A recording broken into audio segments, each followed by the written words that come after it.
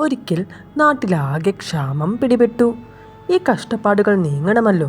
ഒരു ബ്രാഹ്മണൻ അതിനുവേണ്ടി ഒരു യാഗം നടത്താൻ തീരുമാനിച്ചു.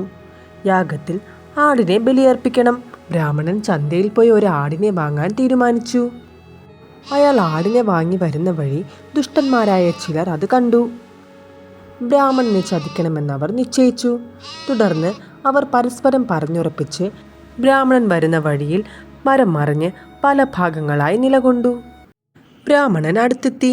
ഒന്നാമൻ മുന്നോട്ട് വന്ന് നല്ല പോലെ വണങ്ങി. നിങ്ങളൊരു മഹാബ്രാഹ്മണനല്ലേ? ഈ നായയും കൂട്ടി ഒരു ബ്രാഹ്മണൻ പോവുകയോ? കഷ്ടം തന്നെ നിങ്ങളുടെ കാര്യം. അത്രയും പറഞ്ഞിട്ട് ഒന്നാമൻ നടന്നകന്നു. ബ്രാഹ്മണൻ മിണ്ടാതെ നിന്നു. അയാൾ അതൊന്നും വകവയ്ക്കാതെ മുന്നോട്ട് നീങ്ങി. കുറച്ചടി മുന്നോട്ട് പോയപ്പോൾ രണ്ടാമൻ്റെ ഊഴമായി. രണ്ടാമൻ ആടിനെ തുറിച്ചു നോക്കി. അയ്യോ, കഷ്ടം തന്നെ, കഷ്ടം തന്നെ. ഒരു ബ്രാഹ്മണൻ നായയും കൊണ്ട് നടക്കുന്നു. അയാൾ ചോദിച്ചു, നിങ്ങൾക്കെന്താ കണ്ണു കണ്ടുകൂടെ? ഇതൊരു നായയല്ല, ഇതൊരു ആടാണ്. ബ്രാഹ്മണന് ദേഷ്യം പിടിച്ചു. കണ്ണ് കാണാത്തത് നിങ്ങൾക്കാണ്. ദേഷ്യത്തോടെ രണ്ടാമൻ മുന്നോട്ടു പോയി.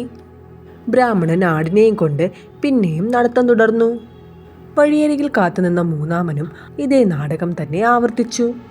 അയാളും ആടിനെ പട്ടിയെന്ന് പറഞ്ഞു പോയപ്പോൾ ബ്രാഹ്മണന് നിൽക്കക്കള്ളിയില്ലാതെയായി.